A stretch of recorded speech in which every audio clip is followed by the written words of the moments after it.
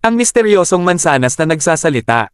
Noong unang panahon, sa kalagitnaan ng tahimik at luntiang kagubatan, may nakatayong matandang puno ng mansanas.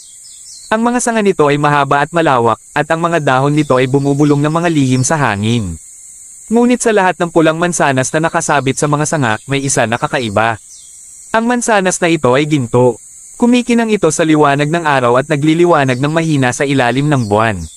Lahat ng hayop sa gubat ay nagtataka tungkol dito, ngunit wala ni isa ang lumalapit. Sabi kasi nila, ang gintong mansanas ay nagsasalita. Isang umagang maliwanag, pumasok sa gubat ang isang batang babae na nagngangalang Ella upang mamites ng mga bulaklak para sa kanyang nanay. Habang siya'y naglalakad at humahayaw ng kanyang paboritong awit, may napansin siyang kumikislap sa mga dahon. Na-curious siya, kaya dahan-dahan siyang lumapit at namangha. Ang ganda naman ng mansanas na ito. Bulong niya. Salamat naman, sabi ng isang maliit at banayad na tinig. Napatras si Ella at muntik nang mabitawan ang kanyang basket. Tumingin siya sa paligid. Wala namang tao. Dito sa baba, sabi ulit ng tinig. Kumurap si Ella at napagtanto niyang galing ito sa gintong mansanas. Nagsalita ka ba?